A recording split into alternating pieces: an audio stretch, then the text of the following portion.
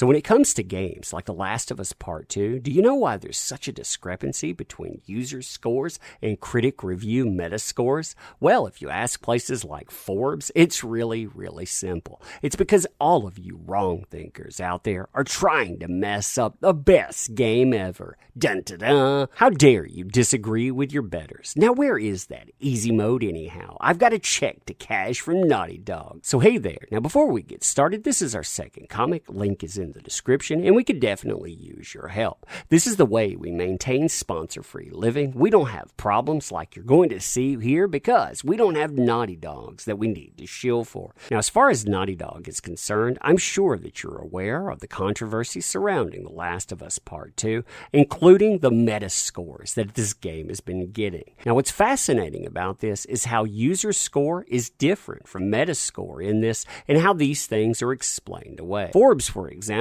put out this article saying The Last of Us Part 2 is getting predictably user score bombed on Metacritic, saying that all of this difference, it's not because of gameplay, no, it's because of angry white nerds out there going out and flexing their privilege. Now, Inverse, they take this even further, saying that Metacritic has a review bombing problem. Here are 6 ways to fix it. The Last of Us Part 2 is the latest major release to draw the wrath of who?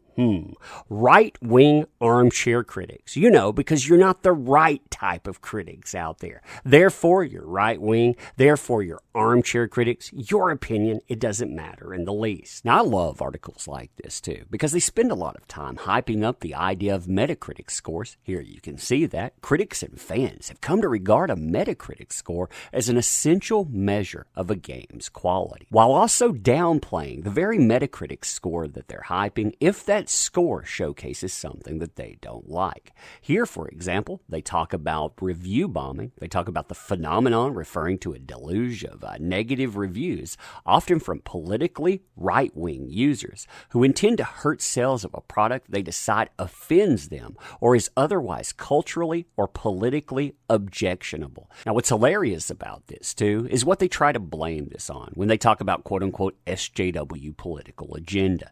In this instance, they say, Metacritic user reviews object to the developer Naughty Dog's decision to show queer relationship and gender non-conforming characters. Others straight up admit they haven't even actually played the game. Now, remembering everything evil is blamed on the user, let's look at their 6 things, and then we'll look at some Metacritic reviews as well. More human moderators. All that's required to post a Metacritic user review is an account and an email address. User reviews posts go live on the site immediately. A team of human beings should evaluate user reviews before they go live, weeding out baseless claims and one-off comments to make review bombing less effective. It's not feasible to make this happen for every single game, but you could usually spot the ones that are going to attract this kind of attention a few weeks out. In the case of The Last of Us, this icky conversation has been going on since the major story details leaked in April. Metacritic could have reached out to editorial staff at its approved media outlets to flag up potential upcoming targets for review bombing and plan ahead to allocate mods for reviews of a specific game.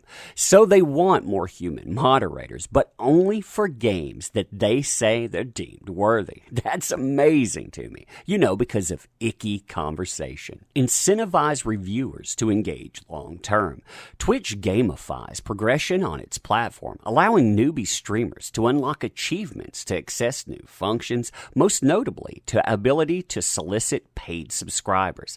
A simplified version of this for Metacritic could involve writing a small number of mod-approved reviews before getting instantaneous publication access to discourage one-off flame posts. User badge indicating higher number of reviews and positive community feedback could be helpful too. So you need to go out and they need to incentivize the idea of reviewing. And if you just want to go in and you want to talk about one game, yeah, you're not welcome here. Fun times, huh? Fun times. Prohibit super early user reviews. Some games are relatively short experiences or lend themselves to being played in quick bursts like fighting games or platformers. The Last of Us Part 2 takes 25 to 30 hours to beat, so there's little chance thousands of people can fully evaluate the game just a few hours after launch. Rotten Tomatoes did something similar after Captain Marvel, removing the ability to leave a user review before a movie releases. Pushing back the timeline for posting user reviews wouldn't eliminate the problem, but may discourage it to a worthwhile degree. So, if you go out, you get a product early, hey, you're not welcome here. You play a couple of hours, you think the game is garbage, you're not welcome here. They compare a 30-hour game in this to something similar with Captain Marvel 2, giving you an idea of how they put this together. Confirm ownership of the game. This could be an opt-in functionality for avid armchair reviewers to expedite a more rigorous moderation process, allowing them to share their digital storefront credentials to confirm that they actually own a copy of the game before reviewing. Making it mandatory probably wouldn't work due to privacy concerns, but adding it as an option can let readers know when those share their opinions have actually experienced the game for themselves. Now, what's hilarious is their idea of what this looks like is the verified purchase system from Amazon, because that is a broken system. But it doesn't really matter anyway, because remember those earlier points, this only applies to specific games that they feel will be unfairly review bombed, aka ones that they think should do well, but they don't. Now, what's hilarious about number 5 is they pretty much tell you the reason that this stuff happens is because no one trusts critics. Make media outlet selection more transparent. Suspicion of media outlets is a key motivator behind review bombing, giving the implicit incentives from publishers to score a game favorably in order to ensure continued early access to future games for coverage purposes. This is an industry-wide problem that's bigger than The Last of Us 2 or Metacritic. That said, if Metacritic were more upfront about its selection criteria for media outlets and how those scores are weighed, it may help to inspire greater trust in aggregated critics' scores. This won't solve the many underlying issues surrounding access in games journalism, but it would provide Metacritic users worthwhile context.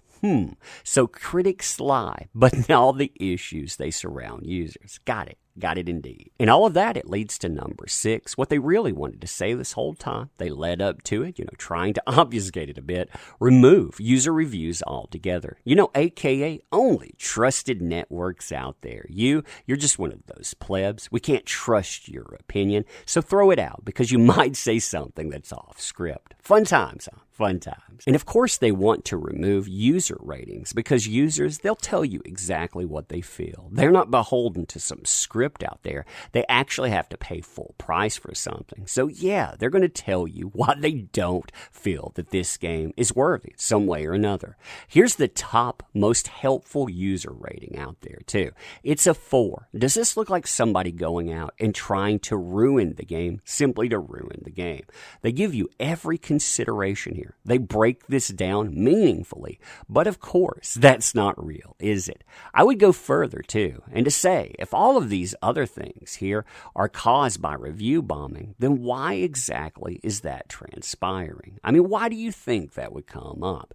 Is it because of story considerations? Is it because the idea of Naughty Dog going out, flagging down reviewers and on? Or is it a mix of both? Did they forget their user in this? See, all of these complaints that we're seeing about this, all of this blame, it's talking about the uniformity of user reviews. But if we look at critic reviews, isn't that what we see as well? I mean, what makes these people better than you? Probably because they're paid for their opinions. So you pay for the product. You pay to put your opinion out there.